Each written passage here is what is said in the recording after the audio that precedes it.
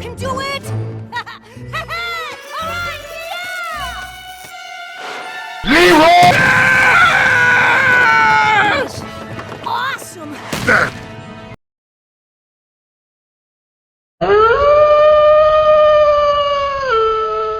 Hello everyone, I'm Keen47, aka Wolfkeen, and welcome to another edition of my My Little Pony Vlogs for Season 3. Today, I'm talking about Spike at Your Service, written by Meriwether Williams, with the story done by Dave Polsky. Do I even need to say anything that's already been said about this episode already? I mean, everyone considers this episode one of the worst episodes of Season 3, if not the entire series. Well, I completely disagree with that last statement because I feel Rainbow Falls is worse, but I'll get to that when I get to it in Season 4. I can fully understand and agree with these people saying that Spike at Your Service is one of the worst episodes of Season 3. Now, let's get into the episode, but so I can explain my point of view. The episode starts basically with Celestia apparently giving Twilight 10 books to read, and Twilight deciding, you know what, because I'm going to be busy with this, go ahead and take a break, Spike. And Spike tries to figure out what to do since he no longer has to be working for Twilight right now and he's on break. So he tries, random things that he has on his list, and then wants to go for a balloon ride where he accidentally causes the balloon to fall, get untied. Okay, that's not really Spike's fault. I mean, seriously, Spike running into that thing and causing a hot air balloon to become untied. I think that's the fault of the person who tied it, not Spike. So Spike actually chases the balloon down, gets it, and then ends up in the Everfree Forest for some reason. And then we see these CGI Timberwolves. At least I think it's CGI. Can I please say that they look unappealing in this? I mean, luckily in later seasons, they were able to get the idea of CGI right with Flash. But right here, it just looks really unappealing in many cases. The CGI Timberwolves. So Applejack comes in, saves Spike's life, and Spike decides to basically try to repay Applejack for saving his life. So he basically starts to do various chores for Applejack. And this is where we run into one of the problems I have with this episode. Spike himself. Now, I'm going to link out to a video that Pokebrony and Toon Critic Y2K did, which is, in more cases than one, a more positive review of Spike at Your Service. So, click right there to go watch the video. Basically, Pokey and Toon Critic did make some good points in some cases, but Pokey made some good points in other cases when it comes to Spike. However, there are a few defenses I have to make. One of the points that he made was Spike has never done any of this kind of stuff back at Twilight's. Here's the thing. We've never seen that before. I mean, seriously, as shown in later season episodes and earlier season episodes, we know Spike is capable of making things in the kitchen. I mean, seriously, he made a whole thing of nachos in Twilight Time, and he made cookies in Owl's Well and Ends Well, and not to mention he's been shown to be, cleaning up various portions of the library in other episodes that, he doesn't star in. So the fact that he doesn't know how to use a mop, broom, or otherwise properly, it doesn't make sense in many cases. And then, of course, we get one of the things that a lot of people go against this episode for. Apparently, Spike pulls out this weird thing called Spike the Dragon Code. And yes, it's actually called Spike the Dragon Code, not Dragon Code, and not Dragon Code is specific. This is one problem that I have with many reviewers, analysts, and even the episode itself. It's like they misinterpret all the time when Spike keeps saying that this is a personal code of honor. I mean, he actually says this at one point. Just look. Come on, Spike. This is your personal, moral, ethical dragon code we're talking about. See? Personal! This is what I'm trying to say. It's like, this bugs me that people don't take this into consideration. They're like, oh, he pulled out this dragon code out of nowhere. The idea of Spike's dragon code is supposed to be a personal code of honor. I think we all have a personal code of honor that we follow in more ways than one. And this is Spike's personal code of honor. So, to people who keep saying, oh, Spike pulled out this bull dragon code out of nowhere, it's a personal code of honor. Yes, it was pulled out of nowhere, I'm not going to lie on that front, but stop saying that it's just dragon code when it's a personal code of honor. I mean, seriously, look at the episode. You know what? Let me show you the amount of times that they made it out that it was a personal code of honor in the span of this one episode. According to the Spike the Dragon Code, come on, Spike, this is your personal, moral, ethical dragon code we're talking about.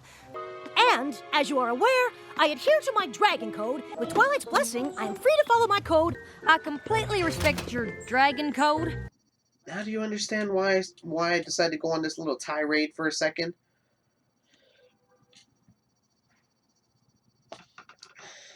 Okay. So now we move on to Spike basically going to Twilight and basically saying that because Applejack saved his life, he has to, serve a life debt to Applejack, and Twilight basically ignoring her because she's too invested in her book. That's like me whenever I'm playing games and people are trying to talk to me.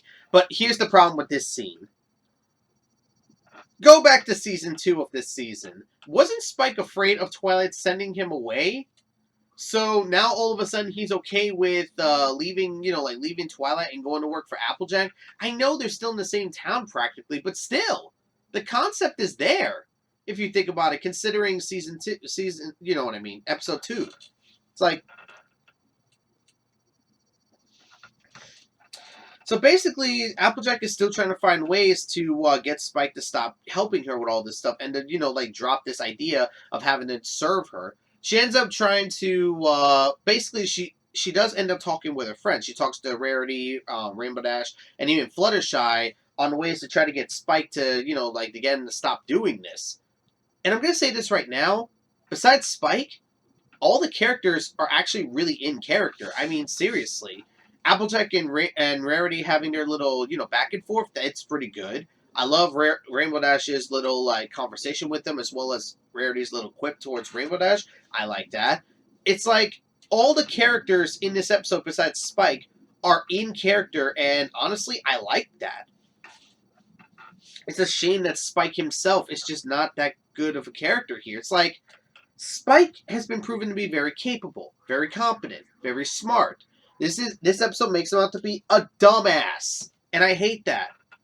It's like, why would you make Spike out to be such an idiot when he's not presented in that way? I mean, he's smart. He knows what he's doing. He's competent. And another thing I'll give this episode is that it does have a couple of laughs in it. Like, there are moments in this episode where I'm just kind of laughing my ass off and other stuff and the like. And like I said, many of the character portrayals are pretty good. And not to mention, the thing about me saying that Spike is smart will come around in the later portion of the episode. So we move on to Applejack finally going to Twilight's house, and because of her OCD, she moves something which catches Twilight's attention, and then she finally tells Twilight what happened with Spike. And Twilight really doesn't have any idea what to do because she keeps saying, this is dragon code we're talking about. You know how important a dragon's code is to a dragon? How would you know if there are no books about dragons? I mean, didn't we learn that in Dragon Quest? And so basically they have this one idea to basically try to get Spike to stop with the dragon code, and it's to basically get Spike to save Applejack's life by her getting attacked by a Timberwolf. So basically we do get a little bit of a cool back and forth between the rest of the group, basically trying to figure out the dynamic. Like Rarity trying to teach Applejack how to play the damsel in distress, being like, oh, you have to put your hoof up here, and then you have to, doing that kind of stuff. Like I said, this plays into the great character dynamic in the episode. So then they go through with the action of basically doing a fake Timberwolf going after Applejack, and Spike is able to call out that it was a fake. And, okay, he does say, the paws and the face is spot on, and even the roar, which, yeah, that roar is pretty spot on. Good job, Rainbow Dash. But he does bring out one point that he remembers when he first got chased by the Timberwolf. His breath. Yeah.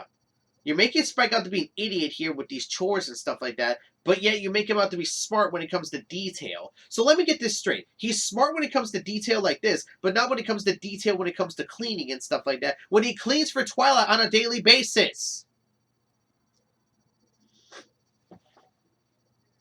So then, real Timberwolves attack Spike and Applejack with the rest of the remaining 5 running away, and Applejack ends up destroying the Timberwolves with a rock. However, she falls off the rock pile, gets her hoof caught, and then these Timberwolves morph into this gigantic Timberwolf, which Applejack is telling Spike to run away. Spike refuses, and then we get one of the biggest anticlimaxes of the entire show. Spike throws a rock into the Timberwolf's mouth, and it proceeds to choke on it while Spike is trying to free Applejack. And then after it's done choking on it, it falls to the ground and breaks into a million pieces. I'm sorry, but this is not only just an anticlimax, but this is a distasteful anticlimax. And the reason why I say it's distasteful is for one simple reason. Choking is not funny. I mean, seriously, I don't find choking to be funny at all. It's really, like, cringeworthy when you see someone choking to death or something of the like. It's like, how would you feel if you were choking to death and people were supposed to laugh at it on you? It's not, it's really, I don't even want to talk about it. That's how much I don't like this ending. So, well, Applejack admits to this plan being a fake, trying to get Spike to stop, like doing this thing with the Dragon Code. Well, his personal Dragon Code, as he kept saying, and basically just say like, "Hey, that's what friends do. If we save each other, that's what we have to do for each other," and yada yada yada. And this episode and that's how the episode ends, because this episode doesn't have a moral. I mean, think about it. There really was no real moral pointed out in this episode. Now, I don't hate that fact, because let's face it, there are episodes that don't have a moral, like blatantly put in our faces. But here, I struggle to figure out what the moral is with this episode, and that's not a good thing. So, yeah, that's how the episode ends, with just like that, and then, Spike being happy to be back with Twilight, which plays into episode 2 of this season. Again. So anyways, that's Spike at your service. Is it as bad as I remember it? No. Is it one of the worst episodes of the entire series? Definitely no. However, this is definitely the worst Spike portrayal in the entirety of the series. And honestly, that bugs me to high heaven. Because I like Spike. I think he's a really cool character. And I think he could be well developed if written properly. But in this episode, he was written so poorly that it was insane. It's like, in earlier season episodes, and even in this season, he's been proven to be smart. He's been proven to be supportive. He's been proven to be very, he's been proven to be all this stuff that, make him a great character.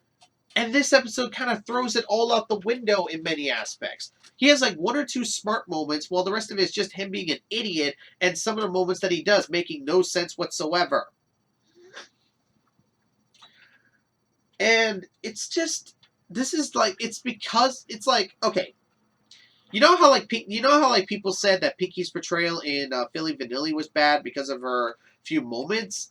People can at least ignore that because she's not on screen all that often. Spike is on screen all the time because this is his episode. And because this is his episode and he's acting this way, it's very noticeable, which is a problem. The only things I like in this episode are, of course, the main 6 dynamic, which is basically them talking with each other and otherwise. And there is some entertainment to this episode with some of the laughs and other moments that go through, but otherwise, no. I hate this episode. I still hate this episode to high heaven, and I think this is still one of the worst episodes of Season 3. If you disagree with me, I understand, but to me, would not watch again. I'm sorry. So anyways, guys, that's all I'm going to say for this episode. So until next time, I'm Keen947, a.k.a. Wolfkeen. Hope you enjoyed, and until next time, guys, take care.